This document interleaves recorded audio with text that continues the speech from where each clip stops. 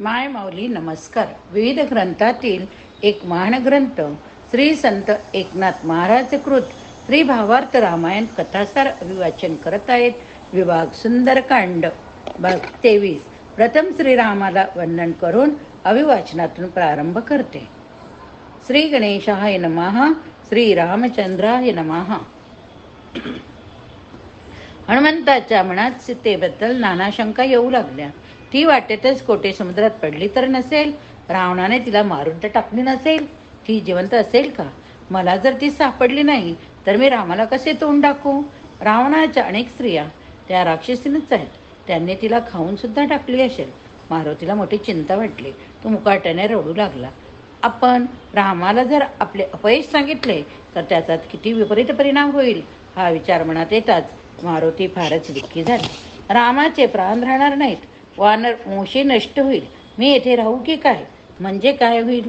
मी रामाचा विश्वासघात केला असेच होईल. मी मरून जावे का? मी मरून शकत नाही, कारण मी अमर आहे, चिरंजीव. मला अग्नी जाळणार नाही. पर्वतावरून उडी मारली तरी मी मरणार नाही. सागरात बुडूनही मला मरण येणार नाही. काय करावे? हनुमंत रडून रामाचाच धावा करू लागला.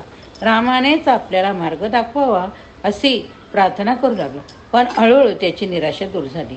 आपण रावण, कुंभकर्ण, इंद्रजित यांचा घात करू शकतो, नाही तर रावणाला शेपटीने बांधून रामापुढे नेऊन आपटू शकतो. निराश होऊन मुळमुळ रडत बसायचे नाही बरं का. परत एकदा शोध घेऊ. मुख्य म्हणजे रावणाच्या महालात, त्याच्या सदनात, रावणाच्या घराघरातून छटा लावला पाहिजे असा विचार त्याच्या मनात आला. त्याने सूक्ष्म रूप धारण करून रावणाच्या राजसदनात प्रवेश केला. रावणाच्या 21 मजल्याच्या प्रचंड राज्य सदनात आणि भोवती असलेल्या विशाल गजशाळा, अश्वशाळा, सेनादले, स्त्रियांच्या सदनात सर्वत्र त्याने संचार केला. त्याने कुबेराचे दिव्य विमाने अनेक राक्षसाकडून सुरक्षित केले असे पाहिले. नंतर तो रावणाच्या अंतपुरात गेला. तेथे त्याने एकूण एक सर्व स्त्रिया पाहिल्या. त्या सर्व कामभोगायुक्त सक्त स्त्रिया पाहून हनुमंताचा निश्चय झाला की यात सीता असणे शक्य नाही.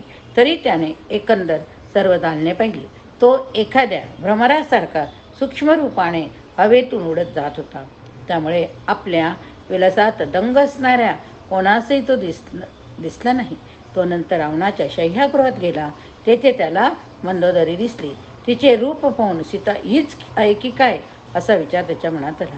पण सीता जेथे आहे तेथे तुला माझ्या नामाचा ध्वनी ऐकू येईल असे रामाने त्याला सांगितले होते. सीतेने आपले दागिने ऋष्य मुखपर्वतावर टाकले होते. ती रामाच्या विरहाने शोकग्रस्त असणार आणि ही स्त्री किती सुंदर असली तरी एवढे भूषणे धारण करणारी सुखाने राहत आहे असेच दिसते. ही सीता नाही असेच त्याला वाटले. पण रावणाजवळ ही काय बोलेल? ही रावणाची पत्नी असेल तर तो येथे आला की त्याचे काय बोलणे होईल ते ऐकावे, म्हणजे काहीतरी सत्य गोष्ट कळेल असा विचार मनात करून मंदोदरीच्या पलंगावर निजली होती. त्याच्या आड हनुमंत अगदी सूक्ष्म रूपात गुप्तपणे बसून राहिला. रावणाच्या नगरात सीतेसाठी शोध. आता हनुमंताला प्रथम मंदोदरी हीच सीता असे वाटले होते. ती रावणाला होश झाली की काय अशी भीती त्याला वाटली. पण त्याची तशी खात्री झाली नव्हती. सभेत, लंकेत झालेले अनेक घात, उत्पात, हानी यामुळे रावण उद्विग्न झाला होता. त्याने त्यासाठी स्वतः एक शांती होम केला. त्यानंतर तो मंदोदरीला भेटला. तेव्हा मंदोदरीने त्याच्या चरणाची पूजा केली. हनुमंत त्या दोघांचे वर्तन, संभाषण ऐकण्यासाठीच लपून बसला होता. खरे म्हणजे हनुमंताला भयंकर क्रोध आला होता. पण त्याने तो आवरला.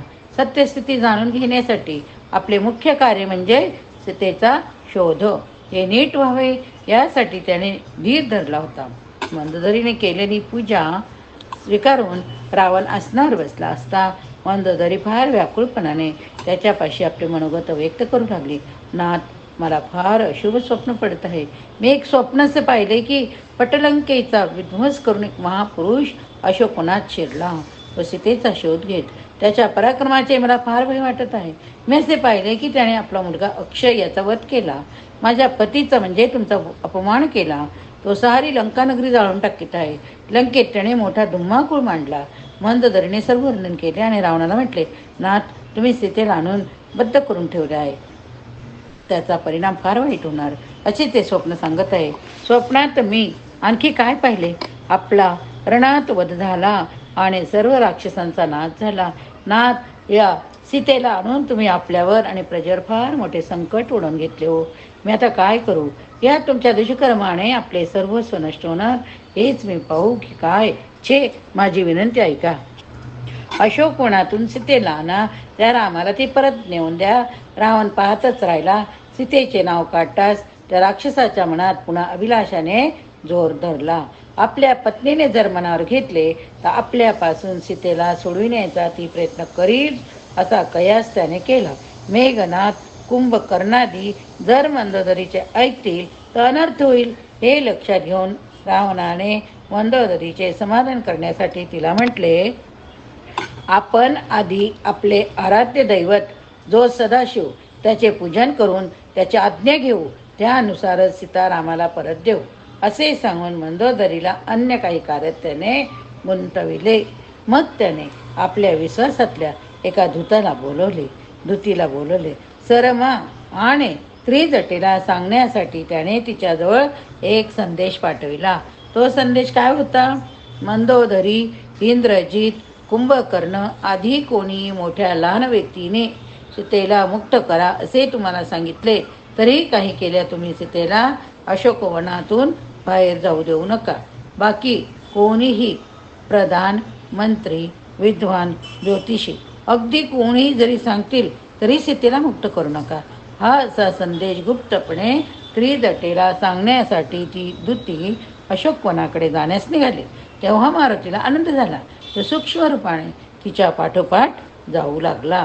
तो मनातल्या मनात रावणाचे आभार मानत होता, कारण रावणाने दूतीला निरोप सांगताना स्वमुखानेच सीता अशोकवनात आहे हे उघड केले होते आणि दूती तर तिकडेच जात होती. त्यामुळे अशोकवनाचा शोध घेण्याचे काम सोपे झाले होते. मारुती दूती मागोमाग अशोकवनात पोहोचला. त्याने अशोकवनात एका वृक्षाच्या तळी विष्मन मनाने अधोवदन अशी बसलेली तपाची मूर्तीच सात्विकतेची पुतळी तशी सीता पाहिली. त्याचे मन आनंदाने भरून आले. त्याने दुरूनच सीतेला साष्टांग नमस्कार केला. त्याला तेथील वृक्ष, भूमी आदीतून राम राम राम राम असा मृदू सूक्ष्म नाम ध्वनी ऐकू येऊ लागला. वारा सुद्धा राम असा रामनामाचा जप करीत होता. पानांना रामनामाचा सुगंध येत होता. फुलांना रामनामाचा रंग वास येत होता. रावण जी खूण सांगितली होती त्याप्रमाणे हनुमंताला तेथे राम राम असा नाद ऐकू येऊ लागला. तेव्हा हनुमंताला परम आल्हाद वाटला. अर्धे शोध कार्य झाले होते.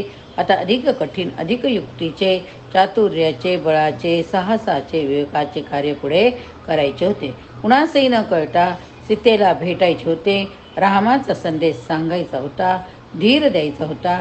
रावणाला घाबरून सोडायचे होते. पुन्हा सागर ओलांडून रामाला सीतेची स्थिती कळवायची होती. कोट्यावधी वानरांना दिलासा द्यायचा होता. महाप्रभू रामचंद्राचा हा बुद्धिमंत, बलवंत, यशोवंत हनुमंत संतपणे, शांतपणे पुढील कार्याची योजना मनात ठरवू लागला. हनुमंताचा अशोकवनात प्रवेश झाला. आता सीतेला पाहून मारुती धन्य झाला. त्याच्या मनात आलं, रावणाच्या शय्यागृहात मी मंदोदरीला सीता समजून मनात फार क्रुद्ध झालो. तिचा तेथेच घात करण्याचा विचार माझ्या मनात आला. मी वानर म्हणजे चंचल मनाचाच. माझ्या हातून श्रीवधाचे केवढे मोठे पाप घडले असते, पण रामाच्या कृपेनेच मला त्यावेळी विवेक सुचला. मी गप्प राहिलो, त्यामुळे अनर्थ टळला. पण मला मंदोदरी सीता आहे असे का वाटले, असा प्रश्न मारुतीच्या मनात उत्पन्न झाला. एकनाथ महाराज त्याचे कारण म्हणून मंदोदरीची जन्मकथा सांगतात. ते म्हणतात, मंदोदरी ही विष्णूने निर्माण केलेली लक्ष्मी समान दिसणारी सुंदर स्त्री होती. पार्वतीच्या स्थानी विष्णूने शिवाला सांगून तिची योजना रावणाला भुलविण्यासाठी केली होती. म्हणून मंदोदरी आणि सीता ह्या दोन्ही एकाच लक्ष्मीची दोन वेगळे रूपे होती. त्यामुळे मंदोदरी हनुमंताला सीतेप्रमाणे भासली. ही पूर्वकथा या अध्यायात आहे. कैकसी ही रावणाची माता. ती 5 धान्याचे पीठ करून त्याची शिवपिंडी तयार करीत असे.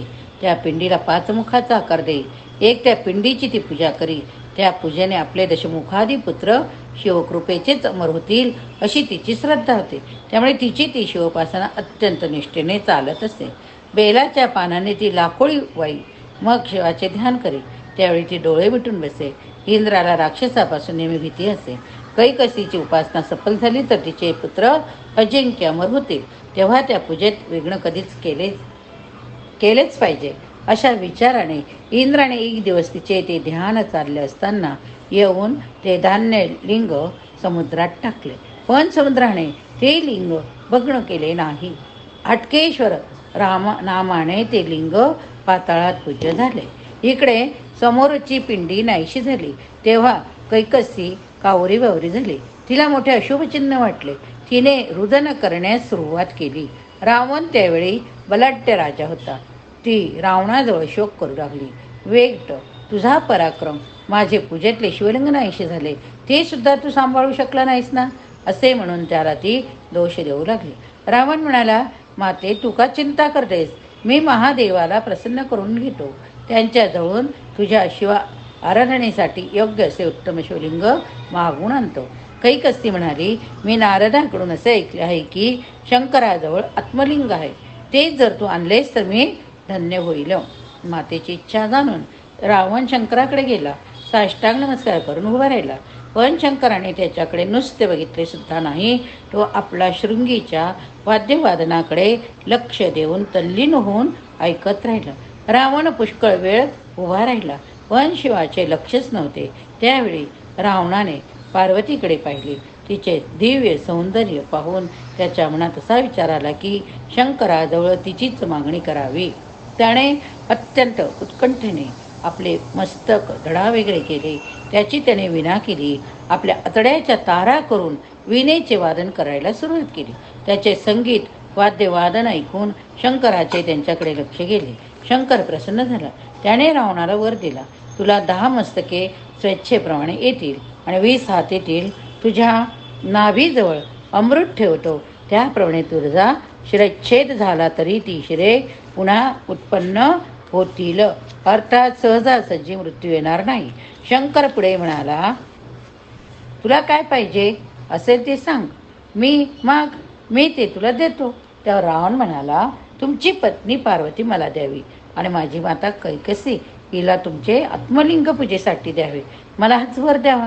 शंकराला या विपरीत मागणीचा राग आला, पण तो वचनात मानला गेला होता. त्याने पार्वतीला रावणाच्या स्वाधीन केले व रावणाला तो गुढार्थाने म्हणाला, इच्छामुळे तुझ्या ठाई पूर्ण शांती वास करील. या वाक्याचा अर्थ तुझा सर्वनाश होईल. काय अर्थ लावायचा? तुझा सर्वनाश होईल असा होता. पण रावणाला काही तो अर्थ कळला नाही. त्याला अत्यानंद झाला. शंकराने रावणाला आत्मलिंगही दिली, पण त्याने त्याच्या बाबतीत सूचना दिली, तू नेहमी शुचित्व पाळले पाहिजे. हे दिव्य लिंग फार पवित्र आहे. तू जर ते हे भूमीवर ठेवले तर ते चिटकून बसेल, ते निघणार नाही. शंकराला माहीत होते की ते लिंग काही रावणाच्या हातून लंकेपर्यंत पोहोचणार नाही, पण तो शांतच होता. शांत राहिला. पार्वतीला घेऊन शिवलिंग हातात घेऊन रावण तेथून निघाला. पतीची आज्ञा म्हणून पार्वती रावणाबरोबर निघाली, पण तिचे मन अत्यंत विषण्ण झाले. आपल्याला सोडविण्यासाठी ती विष्णूचा धावा करू लागली. विष्णू तो ऐकला. तिच्यासाठी भावासारखा धावून आला. त्याने गणेश, कार्तिक स्वामी यांची भेट घेतली. त्यांना एक योजना सांगितली. विष्णूने धर्म नामक ऋषींचे रूप घेतले. कार्तिक स्वामी त्याचा शिष्य बनला. विष्णूने गणेशाला गोपबालकाचे रूप धारण करून रावणाच्या मार्गात तो गायी चरायला नेत आहे असा देखावा निर्माण केला. मग ते वाटेत रावणाला समोरून येताना दिसले. धर्म ऋषीच्या शिष्याने रावणाला विचारले, बरोबर कोण आहे? रावण म्हणाल, पार्वती आहे. शंकराने ती मला दिली. त्यावर शिष्याने म्हटले, रावण हे आत्मलिंग खरे आहे, पण पार्वती मात्र खरी नाही. तुला शंकराने फसवलेच हवे. अरे, आपली प्रिय पत्नी कोणी कोणाला अशी देऊन टाकतो का काय? रावण चपापला. त्याने पार्वतीकडे लगेच पाहिले. तो काय, तेथे अत्यंत किळसवाण्या कपड्यांमध्ये क्रूप स्त्री त्याला दिसली. रावणाला तर एकदम घृणाच वाटते. रावणाने त्या धर्म ऋषीला म्हटले, बरे झाले, तुम्ही माझ्या भाग्यानेच भेटलात. मी आता शंकराकडे जातो, खरी पार्वती मागून आणतो. असे म्हणून रावण तडक परत निघाला. तोपर्यंत ती कुरूप स्त्री तेथून नाहीशी झाली. पण रावणाला तिची कळशाला काळजी.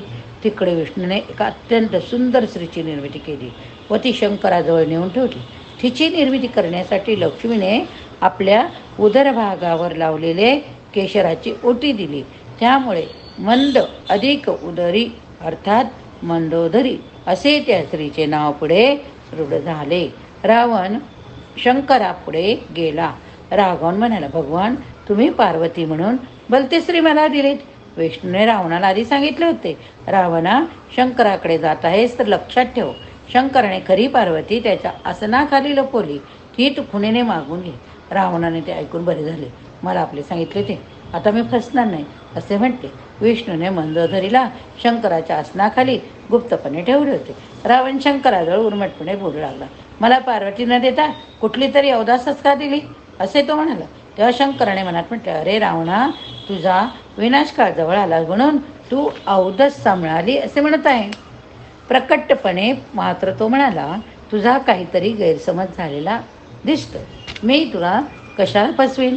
रावण म्हणाला, तुम्ही पार्वती तुमच्या बसण्याच्या आसनाखाली लपवून ठेवली, ती मला द्या. शंकराने आसनावरून उठले. तेथे लपलेल्या मंदोदरीला बाहेर येण्यास सांगितले. ती विष्णूने लक्ष्मीने निर्मिलेली मंदोदरी म्हणजेच पार्वती असे समजून रावणाने तिचा स्वीकार केला. आत्मलिंग बरोबर होतेच. ते घेऊन तो मंदोदरीसह लंकेकडे प्रयाण करण्यासाठी निघाला. वाटेत रावणाने मंदोदरीला आपल्या खांद्यावर घेतले आणि आत्मलिंग हातात धरले. तो लंकेच्या दिशेने जात असता त्याला मूत्रात सर्ग करण्याची इच्छा झाली. आत्मलिंग भूमीवर ठेवता येणार नाही, तेव्हा आपली लघुशंका होईपर्यंत हे आत्मलिंग कोणाजवळ तरी दिले पाहिजे असा विचार तो करू लागला. त्यावेळी आसपास कोणी दिसतो का पाहू लागला. गणेशाने गुराखी मुलाचे रूप घेतले. तो तेथून जवळच गुरे वळवित होता. रावणाने त्याला बोलावून आपली गरज सांगितली. गणेशाने ते लिंग हातात घेऊन उभे राहण्याचे कबूल केले. त्याप्रमाणे रावण त्याच्या हाती लिंग देऊन दूर जाऊन लघुशंका करू लागला. गणेशाने त्याला सांगितलं होते, हे फार जड, मी थोडा वेळ धरीन, पण हात थकले तर 3 वेळा तुला हाक मारीन. जर तेवढ्यात तू परत आला नाही तर मला हे लिंग खाली ठेवावं लागेल. रावण त्याप्रमाणे लवकर येणार होता, पण त्याचे मूत्रत्सर्जन फार वेळ चालले, ते बंदच होईना. त्याच वेळी गणेशाने थोड्या वेळाने रावणाला 3 वेळा हाका मारल्या. 3 वेळा हाका मारल्या. तो येत नाही असे पाहून गणेशाने ते शिवलिंग भूमीवर ठेवले. रावण तेवढ्यात धावत आला व त्या मुलावर खूप संतापला. मातीत घट्ट बसलेले ते लिंग तो 20 हाताने धरून वर उचलू लागला, पण ते घट्ट राहिले. रावणाचा निरुपाय झाला. ते महाबली लिंग अजून तेच राहिले. त्याला महाबलेश्वर म्हणतात. गणेशाला रावणाने एक फटका मारला, पण काय करणार आता, कसीला काय सांगू. लिंग आणून म्हटले होते, पण ते शक्य झाले नाही वगैरे विचार मनात येऊन रावण फार दुःखी झाला. गोकर्ण येथील ते शिवलिंग ज्योतिर्लिंग महाबळेश्वर म्हणून प्रसिद्ध झाले. मारुतीने जेव्हा रावणाच्या अंतपुरात मंदोदरीला पाहिले तेव्हा ती सीता आहे असा त्याला भास झाला. कारण मंदोदरी ही लक्ष्मी नारायणाने निर्माण केलेली लक्ष्मीप्रमाणेच सुंदर स्त्री होय. सीता ही सुद्धा लक्ष्मीचाच अवतार. ती विष्णुरूपी रामाबरोबरीने सीता रूपात वावरणारी होती, म्हणजेच दोन्ही विभूतीत साम्य होते. त्यामुळे मंदोदरी हीच सीता असे त्याला म्हटले. ती रावणाची पाद्यपूजा करते हे पाहून त्याला फार दुःख वाटले, पण त्याचा संताप झाला होता. धुती पाठोपाठ हनुमंत अशोकवनात पोहोचला. त्याने तेथे एका वृक्षाखाली अगदी म्लान वदन होऊन बसलेली सीता पाहिली. मंदोदरीच्या जन्माची कथा आपण नावाचे ऐकली. आता पुढे अशोकवनाची शोभा पाहत हनुमंत गुप्तपणे एका जागी थांबला. तेथे जलाचे सुंदर ओघ होते. नाना प्रकारची फळे सुद्धा होती. फुलं झाडं होती. फुलांचा घमघमाट होता. फळे खायचा त्याला मोह होत होता. आपले अस्तित्व कुणाला कळू नये म्हणून तो स्तब्धच राहिला. त्याला अशोकवनाच्या भोवती उंच तड बांधलेला दिसला. तो त्यावर हळूच चढून बसला. तेथून सर्व अशोकवनात त्याला दिसत होते. नाना प्रकारचे वृक्ष तेथे होते. स्वर्गीय सीतावर सुगंधी सुमने फुललेली होती. त्या अशोकवनात रावणाने हजारो स्तंभाचे एक विस्तीर्ण मंदिर बांधले. त्या शिवमंदिराचे रक्षण अनेक राक्षस शस्त्र राहून करीत होते. मारुतीला दुरून सीता पाहिली दिसली. तो हातात तिचे नीट निरीक्षण करू लागला. सीतेचे वस्त्र मलिन होते, तिचे मुख म्लान होते, तिने खाली मान घातली होती. तिच्या नेत्रातून अश्रुपात होत होता. तिच्या शरीरात त्राण उरलेला नाही असे वाटत होते. तिच्या मस्तकावरील केसांमध्ये एकच एक चुडामणी नावाचा दागिना होता. तिच्या होती काही राक्षसींनी पहारा देत होत्या. आपली छाती गुडघ्यांनी झाकून घेऊन ती लज्जेने अवनत होऊन बसली होती. मारुतीला आठवले, ऋष्यमुख पर्वतावर आकाशातून सीतेने आपले उत्तरीय वस्त्र त्यात आपले भयंकर अलंकार बांधून टाकले होते. आता तिच्या अंगावर फक्त कटिवस्त्र होते, छातीवर उत्तरीय वस्त्र नव्हते. अगदी मंद आवाजात ती रामनामाचा जप करीत होती. मारुतीने हे सारे पाहिले. सीतेच्या दयनीय अवस्थेमुळे फार कारुण्य उत्पन्न होऊन आपण काही करून श्रीरामाचे कार्य पुरे करायचेच असा निश्चय त्याने मनासी केला. तिला भेटण्याची त्याला उत्सुकता वाटत होती. रामाची मुद्रिका त्याने आपल्या मुखात ठेवली होती. ती आपण सीतेला रामाची खुणून द्यायची याचे त्याने स्वतः पुन्हा स्मरण केले. मारुती तेथे गुप्तपणे थांबला. सीतेभोवती ज्या राक्षसी होत्या त्या निजल्या तरच आपल्याला सीतेचे बोलता येईल हे त्याने ओळखले होते. दिवस मावळला, रात्रीचा अंधार पसरला. अशोकवनात जागोजागी दीपाची व्यवस्था करण्यात आली होती. सर्वत्र अंधुक उजेड होता. त्यात ते अशोकवन वेगळेच दिसू लागले. वृक्षांवर दीपांचे प्रकाश पडले की त्याच्या आकृती भेसूर दिसत होत्या. राक्षसी पहारा करीत होत्या. तेवढ्या भागात जास्त उजेड केलेला होता. पक्षी गुपचाप झाले होते. मारुती इकडे तिकडे अवलोकन करीत छोट्या स्वरूपात बसला होता. तिकडे रावणाला सीतेविषयीच्या विचाराने बेचैन वाटू लागले. तो आपल्या महालातून निघाला, अशोकवनात शिरला. त्याच्याबरोबर दुष्ट राक्षस स्त्रियाही होत्या. सर्वत्र एकच गडबड उडाली. रावणाला पाहताच हनुमंताला प्रचंड क्रोध आला, पण त्याने तो आवरला. रावणाला तेथेच ठार मारावे असा विचार त्याच्या मनात आला, पण ते अयोग्य होईल म्हणून त्याने संयम राखला. रावण काय करतो, काय बोलतो ते सारे जाणून घ्यावे असे त्याने ठरवले. रावण हा फार उन्मत्त होता हो. मारुती शांत होता. रावणाचे अशोकवनात आगमन. आता पुढे रावणाने सीतेला पाहिले. तिची फार दीनावस्था झाली होती. आता या ठिकाणी हा भाग संपला. पुढील भागात पुढील कथा बघूया. श्री रामचंद्राय नमः. प्रभु रामचंद्र की जय. चरितं रघुनाथस्य शतकोटि प्रवेस्तरम् एकैकक्षरं पुंसां महापातकनाशनम्.